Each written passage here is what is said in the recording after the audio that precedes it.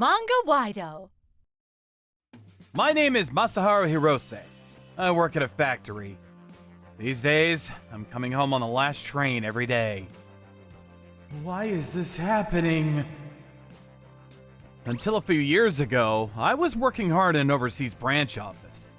I had vowed to marry my college sweetheart, Yuka Nakatsuka, and was truly sailing along in life. Shall we go and have a look at the wedding venue soon? I'm sorry, but I'm in the middle of an important project, so I don't have time to go back to Japan. Oh, I see. You look unhappy. Wouldn't you be happier if I got promoted? Then you could buy whatever you want and live in a nice apartment. I know, but it's more important for me to have you by my side. That's why I don't have the time to think about things like marriage right now. You should also put a bit more effort into your work. In this day and age, women need to have ambition too, you know? Anyway, just wait a little longer. I'll go back home once I've settled down. A few months after this conversation, Yuka said something unbelievable. Let's not have a wedding. Well, it's probably impossible to get married before the end of the year. I'm also starting a new project. That's not what I'm saying.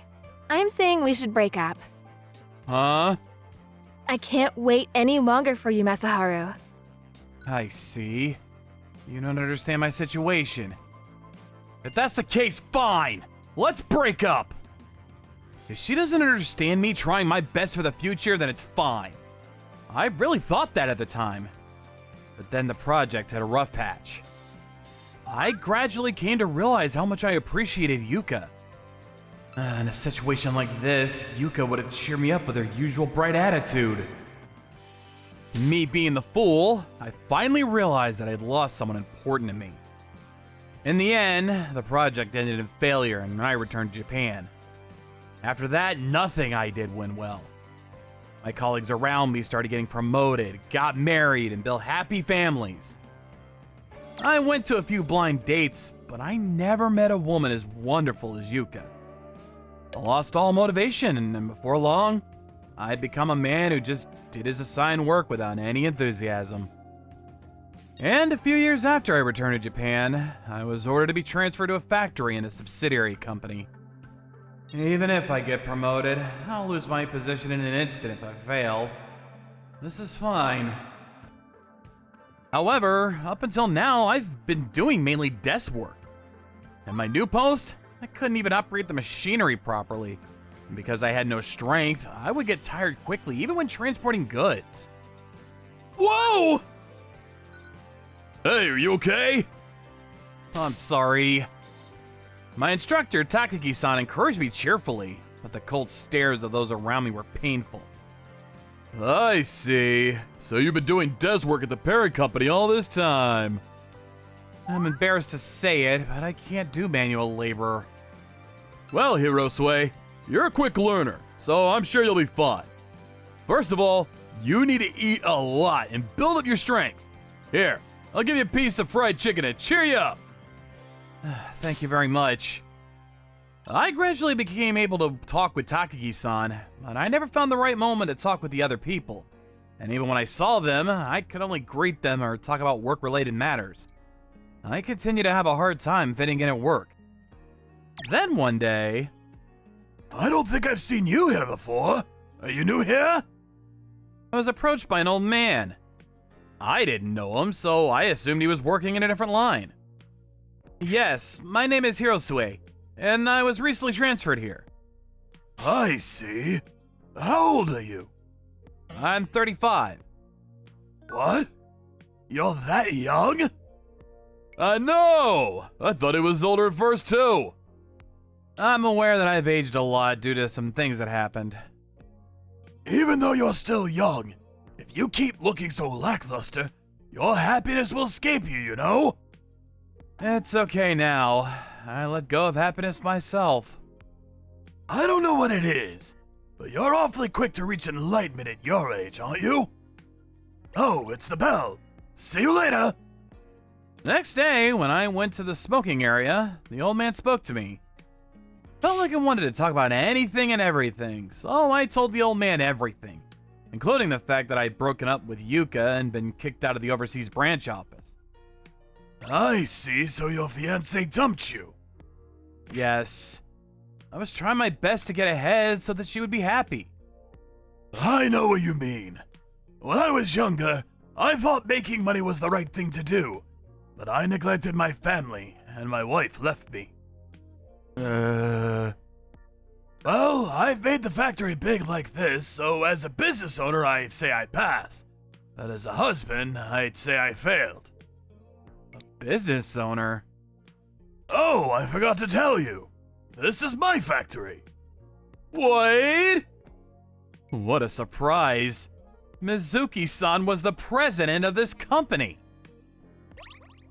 I can't believe that person is the president.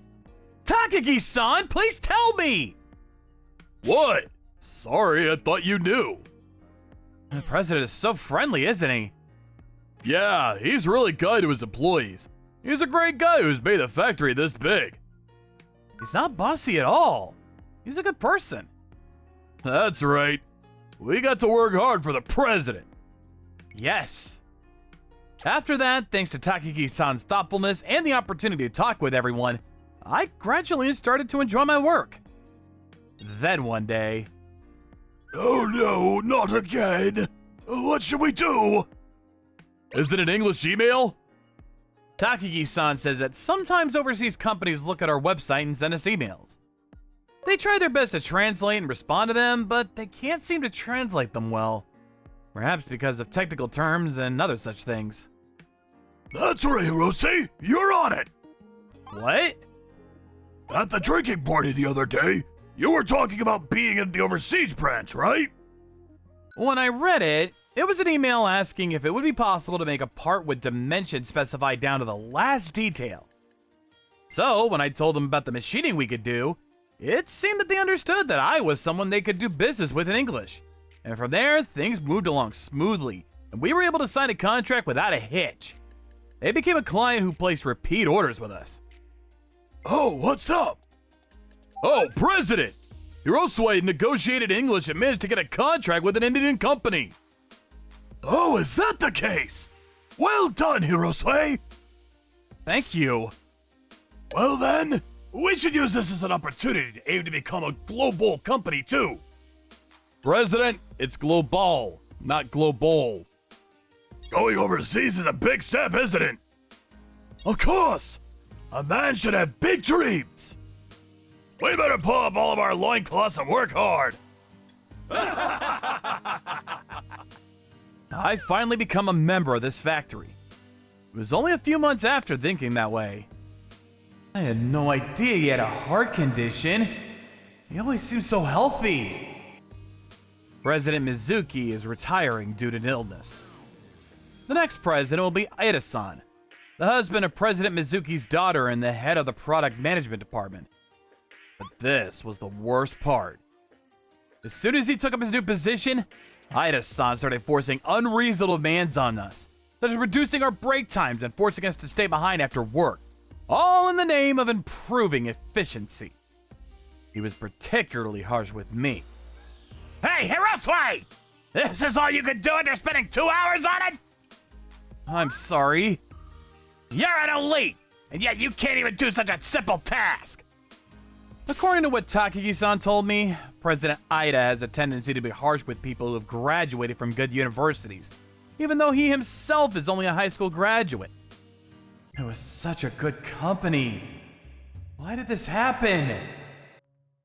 One day, as I was working late at night, I suddenly felt somebody's presence. Whoa! Oh, I'm sorry for startling you. It was a woman, even though all the workers at our factory are men. Oh, by any chance, are you President Aida's wife? She's the woman who sometimes brings the president his lunch. I look around to see if the president is with her, but there's no one there. It's just me. My husband isn't here. I see. So what can I do for you? This late at night. I brought you a bento. I heard from another employee that you work late every day. Please, eat it if you'd like. Hey, isn't that Miki-san? Whoa, that looks delicious! I'm sorry my husband is so unreasonable. He seems to have said some unpleasant things, especially to Hirosue-san. It's no wonder the president is angry. I'm not very good at this sort of thing. It's not true. You're a great asset to the company now. My husband is like that. I'm really sorry. After that day, Miki-san often brought us gifts. Miki-san had originally been working in the office here, and it was at that time that she was spotted by President Aida and they got married. My husband was very kind at first, but after we got married, I realized that it was all an act. What do you mean? My husband also says things like I'm too cheeky because I'm a university graduate, or that women should just shut up and obey men. She says that if she tries to express her opinion, he gets angry and yells at her, so she just keeps quiet at home. She says he should talk to his father, former President Mizuki, because she didn't want to put any strain on his heart. My husband looks down on me, saying things like, "You're just a woman who's being fed." That must be tough.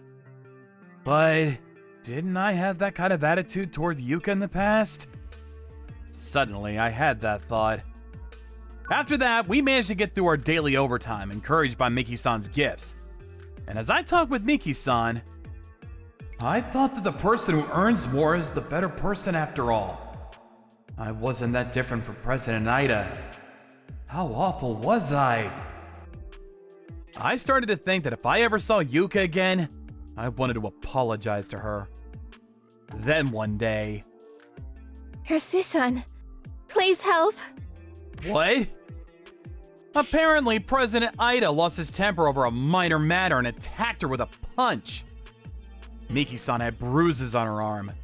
I took her straight to the emergency room where they gave her treatment and wrote a medical certificate for her. Then I recommended that we go straight to the police station to file a report. If you leave it, President Aida will definitely escalate. You should do it thoroughly. But... Are you okay with the same thing happening again? I can't just sit back and watch you get hurt. I'm sure everyone here feels the same way. Hirosue-san, thank you. I'm going to file a police report. Afterwards, I took Miki-san to the nearest police station and filed a report on the incident. As it would be dangerous to send her home, I decided to have her sleep in the factory's temporary sleeping quarters that day. I laid down on the sofa in the reception room and kept a lookout all night in case President Aida came in and started yelling. At dawn, Miki! Do you think you can get away with running away from home? Get back here and make breakfast! It's the president. I knew you would be here. Please stop, President! Please, let Miki-san go! Hirosue! Why are you? Could it be that you two are in a relationship? No, that's not it. I've already reported you to the police. What? When I told him what had happened, President Aida... You sold your husband to the police! What are you thinking? I want a divorce. Huh? If you won't grant me a divorce, I'll ask a lawyer to represent me and fight you. Just let me go. Enough of your nonsense! President, please stop! If you continue to act out, I'll call the police! Hirosue! Do you think you can get away with this as an employee? You're fired! President, please calm down! At this point, Takagi-san arrives at work. We'd already told him about what had happened last night. If you fire him, I'll report everything to the appropriate authorities. I have all the evidence of the late night work and your abusive language. Evidence? Hirosue gave us a lot of guidance, saying that it's better to have as much evidence as possible in case of an emergency. As expected of them elite. We were able to gather enough evidence without you finding out by doing as he instructed. I put up with it so far because it's President Mizuki's precious factory, but I've reached my limit. I'm going to appeal to the Labor Standards Bureau. Labor Standards Bureau? When Takagi-san showed President Aida the various pieces of evidence, he was speechless. Please release Miki-san and change your attitude towards your employees. If you promise to do so, I won't go to the Labor Standards Bureau. President Aida must have still wanted to remain in his position. In the end, he reluctantly agreed to the terms and signed the written pledge. Afterwards, he also agreed to a divorce, and Miki-san was finally free. And from here, events take a sudden turn. After a while, former President Mizuki, who had been written off as a lost cause, was released from the hospital. Aida was clearly flustered, as he had not expected the former president to recover so quickly.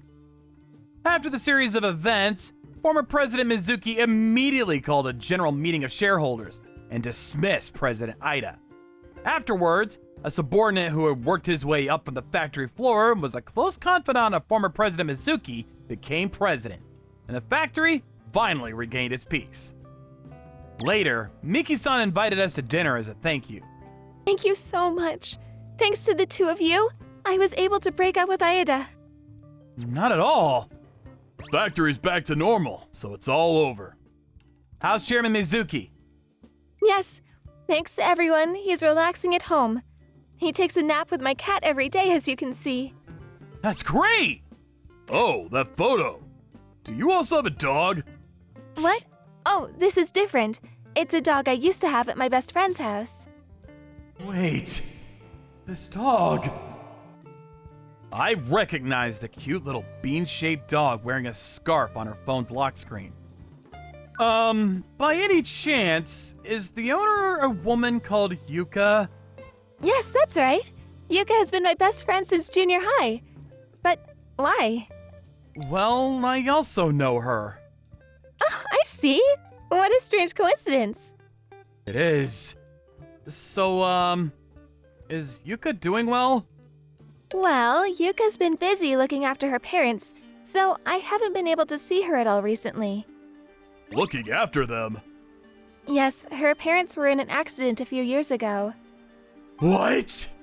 When it became clear that they needed nursing care, Yuka had to break up with her fiancé because it would have been too much of a burden. She also has to look after her younger sister.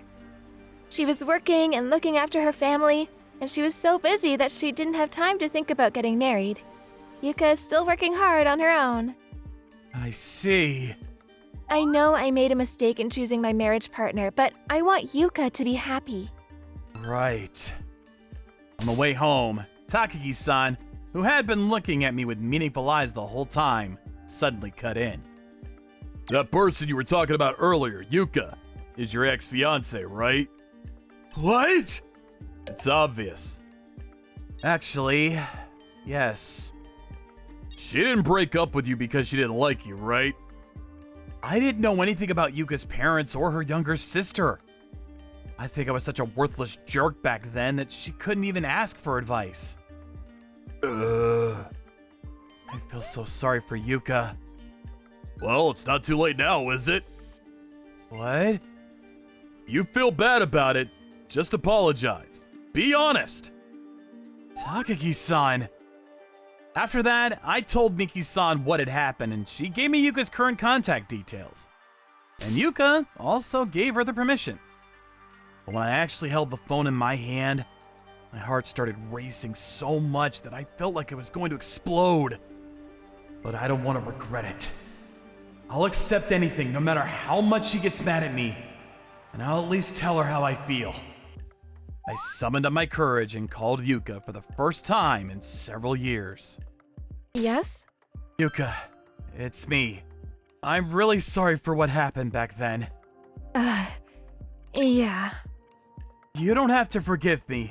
I just really regret being such an idiot. I just wanted to tell you that. I see. Then I want proof of your apology. Yeah, I'll do anything. What do you want? Will you protect me? For the rest of my life this time. Yeah. This time, I want you to let me protect you and your family for the rest of my life. And so I was reunited with the woman I would spend the rest of my life with.